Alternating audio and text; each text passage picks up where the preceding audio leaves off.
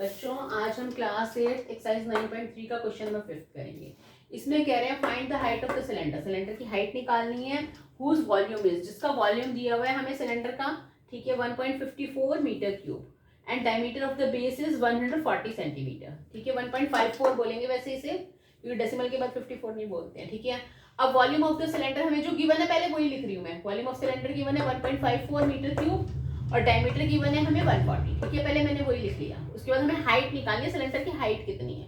ठीक है, तो पहले डायमीटर से मैंने पहले रेडियस निकाली। डायमीटर रेडियस क्या होता है, डायमीटर डिवाइड बाय 2, तो मैंने 140 को 2 से डिवाइड किया, यानी 70 आ गई मेरी रेडियस सेंटीमीटर में।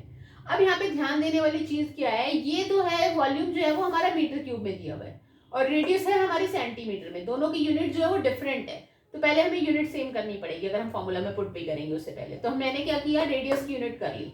रेडियस हमारी कितनी है, 70 सेंटीमीटर। तो 100 सेंटीमीटर में हमें पता है 1 मीटर होते हैं, वी नो दैट, पता है ना हमें।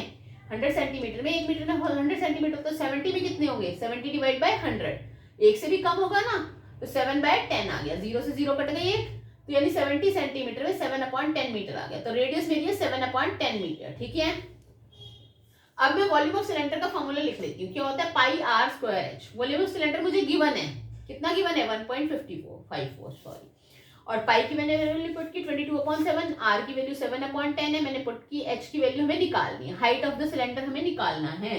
ठीक है, ये हम पुट नहीं कर सकते। अभी हमने इसको करा सॉल्व, 22/7, 7/10 को मैंने 2 बार लिखा, इसको काटा मैंने, 2 5 10, 2 11 22, 7 को 7 से काट दिया। यहाँ से मेरा बचा ऊपर 11 मल्टीप्लाई 7, नीचे बचा मेरा 5 मल्टीप्लाई 10 मल्टीप्लाई हाइट 1.54। अब जो मेरा ये जो डिजिट है, हमें h को अकेला छोड़ना है क्योंकि हमें हाइट की वैल्यू निकालनी है।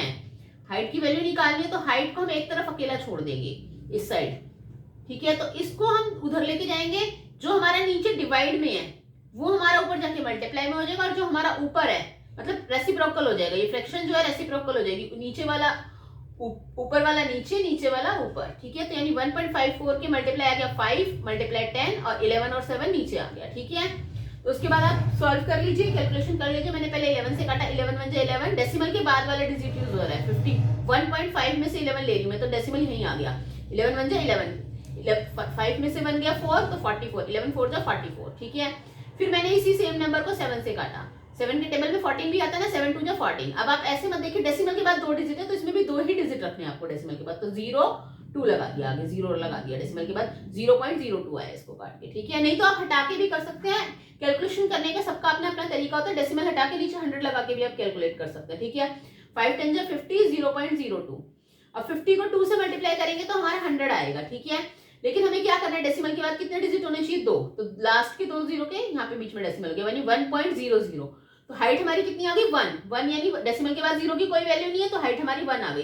तो यानी हाइट ऑफ द सिलेंडर हमारी कितनी हुई, 1 मीटर। 1 मीटर भी लिख सकते हैं आप, 100 सेंटीमीटर भी, दोनों में से कोई भी आंसर हो सकता है पीछे। ठीक है ना, क्योंकि 1 मीटर में 100 सेंटीमीटर होते हैं। अगर सेंटीमीटर में दिया है तो 100 सेंटीमीटर दिया होगा, मीटर में आंसर दिया हाइट ऑफ द सिलेंडर तो 1 मीटर आंसर होगा। ठीक है, दैट्स इट।